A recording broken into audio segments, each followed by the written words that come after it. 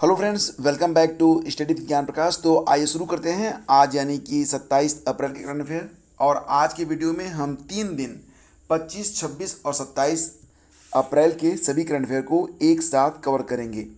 तो वीडियो थोड़ा सा लंबा होगा तो थोड़ा सा धैर्य बनाए रखिएगा, क्योंकि सभी प्रश्न बहुत ही इंपॉर्टेंट हैं और सबसे इम्पॉर्टेंट है कि सारे तथ्य आपको पता होने चाहिए। प्रश्नों को जहाँ तक संभव हुआ है मैंने शॉर्ट रखने का पूरा प्रयास किया है, ताकि आप कम समय में अधिक से अधिक क्वेश्चंस को हल कर सकें। तो पहला क्वेश्चन देखिए, आदित्य बिरला कैपिटल का अगला सीईओ कौन बना है। देखो बात यहाँ पर क्या हो रही है, आदित्य बिरला कैपिटल की बात हो रही है, आदित्य बिरला ग्रुप की बात नहीं हो रही है। तो देखो जो आदित्य बिरला कैपिटल है इसका अगला सीईओ बनाया गया है विशाखा मुले को।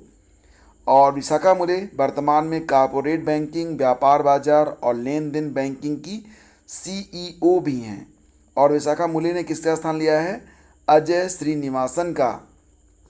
और अगर बात करें हम आदित्य बिरला ग्रुप के बारे में, तो आदित्य बिरला ग्रुप के जो चेयरमैन हैं इनका नाम है कुमार मंगलम बिरला।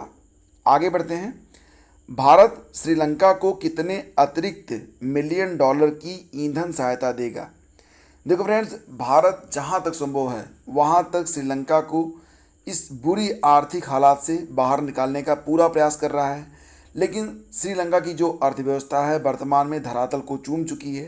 तो ऐसी स्थिति में जितनी भी सहायता उसे दी जा रही है, ये सहायता सिर्फ श्रीलंका को सरवाइव करने में ही हेल्प कर पा रही है। फिलहाल श्रीलंका का जो रुपया होता है ना, वहाँ पर भी रुपया ही चलता है, वहाँ की मुद्रा भी रुपया ही है।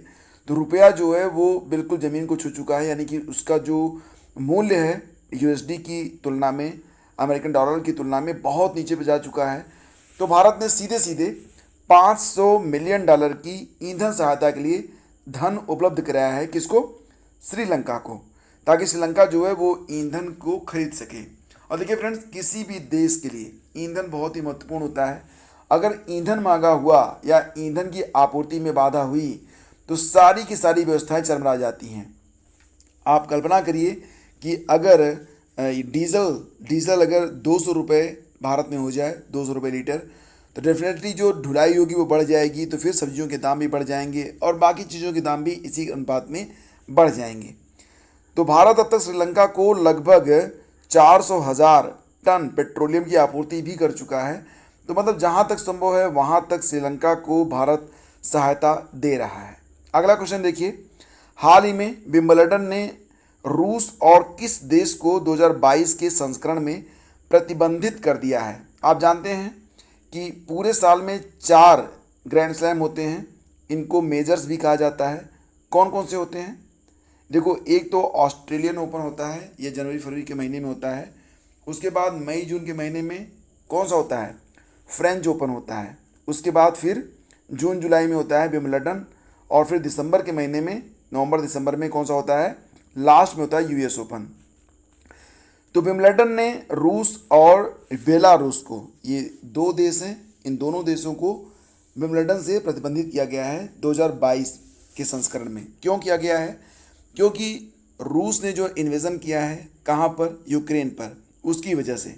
तो यहाँ पर सबसे अधिक नुकसान अगर किसी को होना है तो डेनियल मेदवेदेव को होना है। डेनियल मेदवेदेव ने अभी हाल ही में आपने देखा था कि जो ऑस्ट्रेलियन ओपन हुआ है उसमें विजेता कौन बने थे, राफेल नडाल बने थे, राफेल नडाल। और डेनियल मेदवेदेव रूस के खिलाड़ी हैं और ये क्या बने थे, ये उसमें उप विजेता थे। और 2021 की बात करें तो जो 2021 में लास्ट ग्रैंड स्लैम हुआ था, कौन सा हुआ था ग्रैंड स्लैम लास्ट में, यूएस ओपन।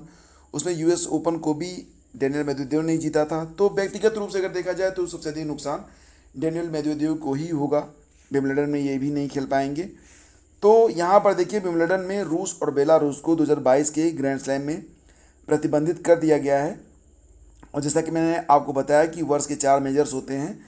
अब कभी कभी एग्ज़ाम में ये भी आता है कि कौन सा ग्रैंड स्लैम किस कोड पर खेला जाता है। तो एक बात याद रखना कि पहला और अंतिम, मतलब पहला कौन सा होता है, ऑस्ट्रेलियन ओपन होता है, लास्ट वाला यूएस ओपन होता है। तो दोनों हार्ड कोर्ट पर खेले जाते हैं, हार्ड कोर्ट, ठीक है। और जो दूसरा वाला होता है फ्रेंच ओपन, ये क्ले कोर्ट पर होता है, मिट्टी के मैदान पर। यूएस ओपन होता है घास पर खेला जाता है, ठीक है। तो यहाँ पर देखिए ऑस्ट्रेलियन ओपन हो जाएगा। विंबलडन जो होता है वो घास पर खेला जाता है, ठीक है, घास के मैदान पर। तो ये याद रखना, मैं आपको एक बार फिर से बताता हूँ। पहला जो ग्रैंड स्लैम होता है ऑस्ट्रेलियन ओपन, वो हार्ड कोर्ट पर होता है। दूसरा फ्रेंच ओपन होता है क्ले कोर्ट पर।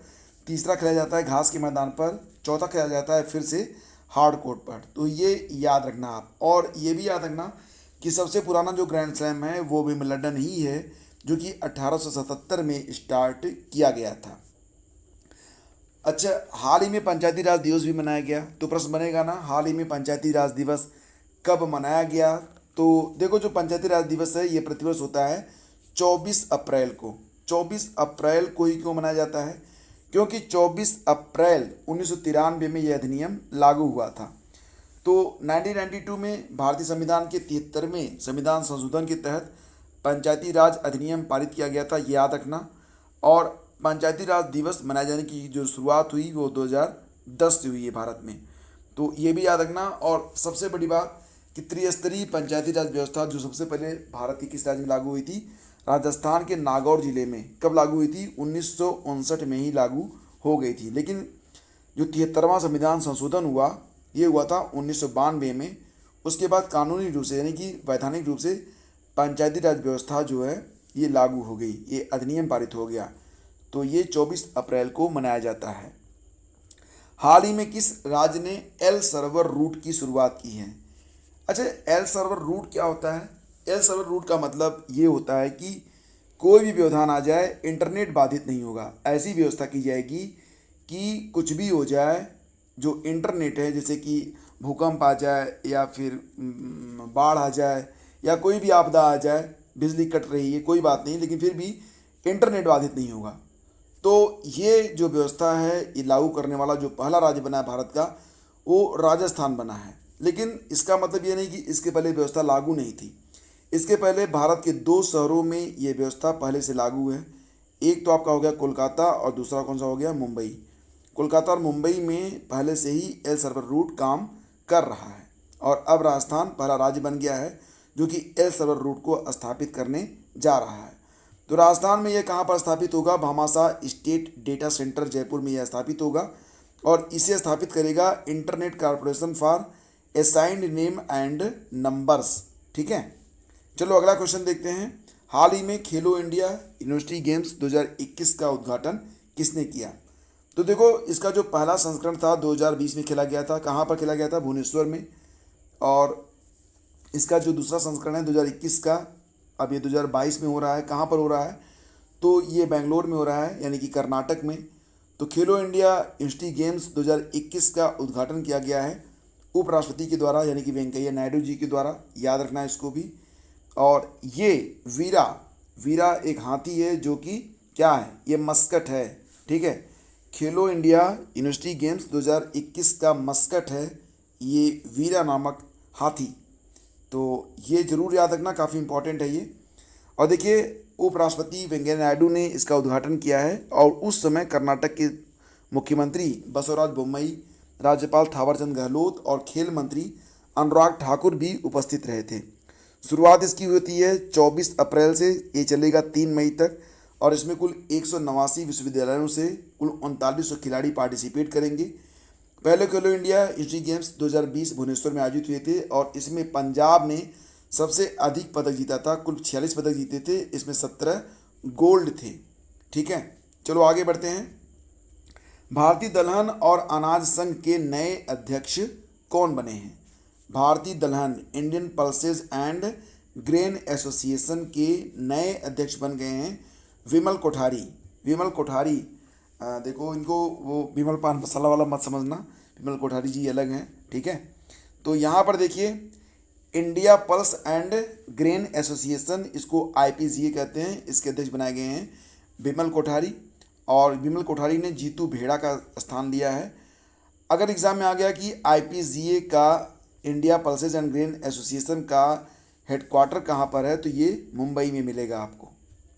संयुक्त राष्ट्र पर्यावरण कार्यक्रम United Nation environmental programme UNEP ने Champions of the Earth lifetime achievement award 2022 से किसे सम्मानित किया है?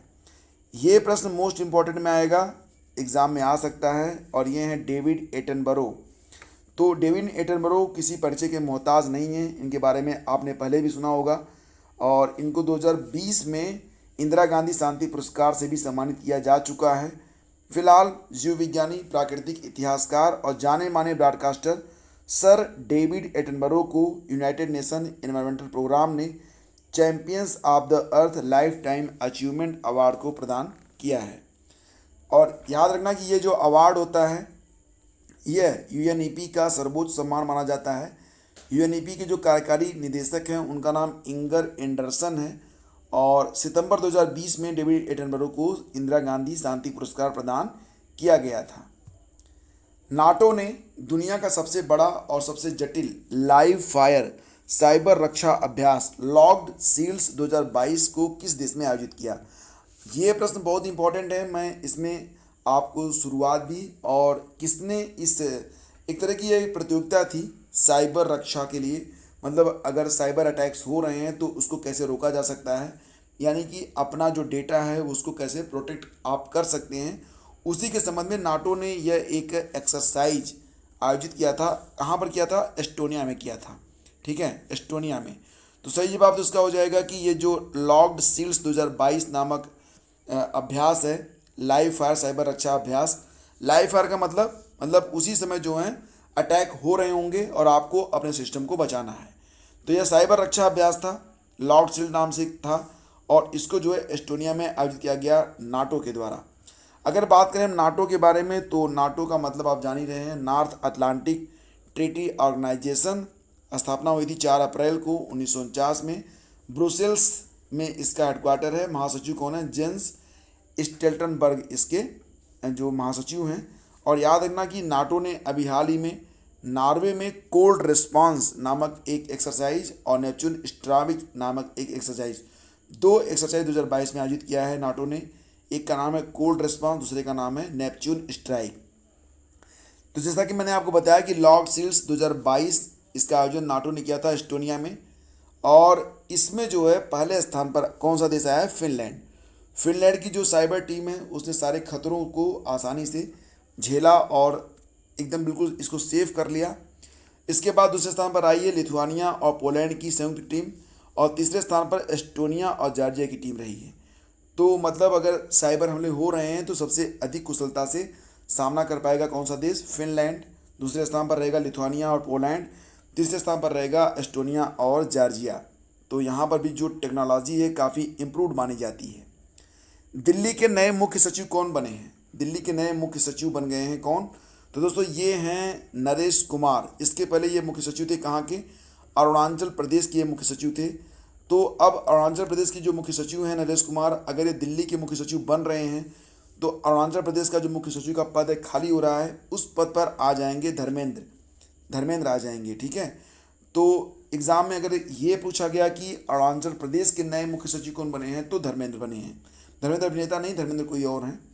तो नरेश कुमार दिल्ली में विजय देव की जगह लेंगे। विजय देव जो दिल्ली के मुख्य सचिव थे वो हाल ही में रिटायर हो गए हैं, तो उनके स्थान पर आ गए हैं नरेश कुमार। तो ये याद रखना आप।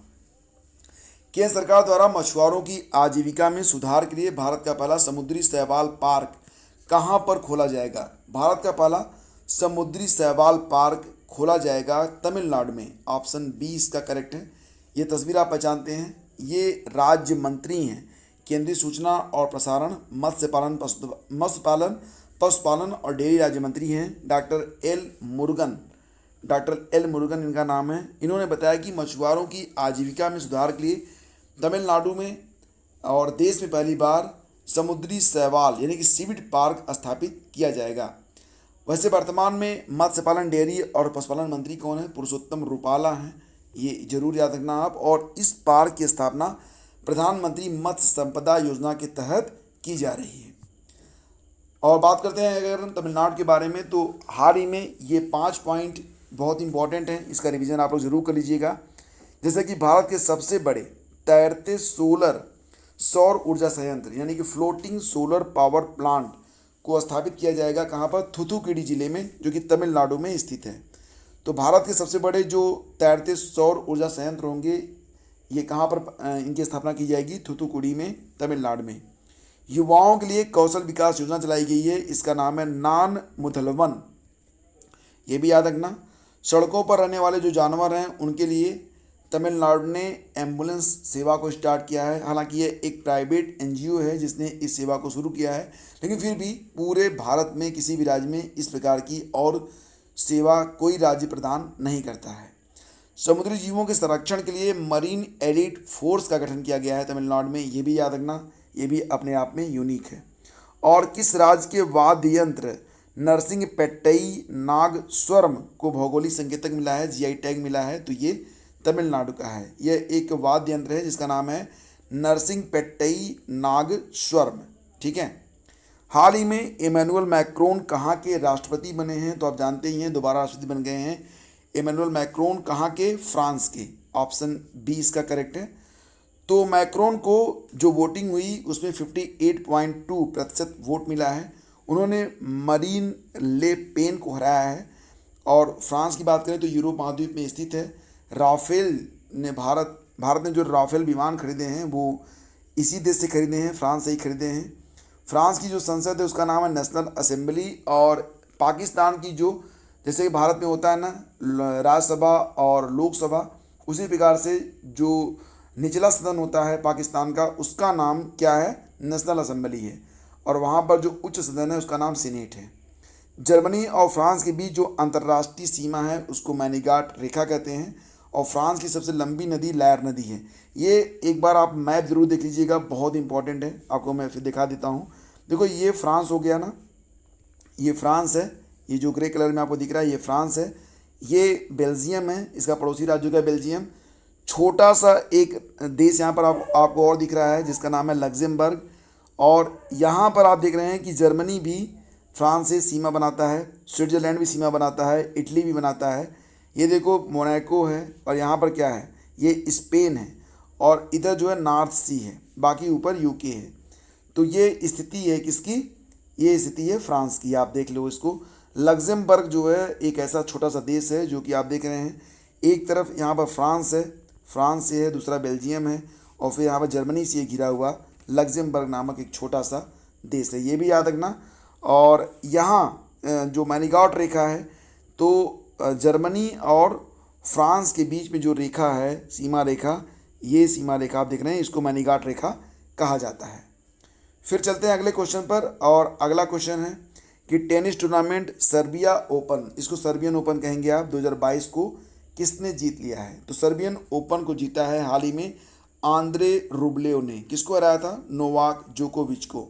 नोवाक जोकोविच जिनको इस बार ऑस्ट्रेलियन ओपन में मौका नहीं मिला। ऑस्ट्रेलिया गए थे तो इनको जो है कोविड का वैक्सीन नहीं लगा था, इसकी वजह से ऑस्ट्रेलिया ने इनको जो ऑस्ट्रेलियन ओपन होता है उसको खेलने नहीं दिया। और नोवाक जोकोविच ने पिछले साल 2021 में कुल मिला के 3 ग्रैंड स्लैम जीत लिए थे। पहला ग्रैंड स्लैम ऑस्ट्रेलियन ओपन जीता, दूसरा ग्रैंड स्लैम फ्रेंच ओपन जीता, तीसरा विंबलडन में जीता था।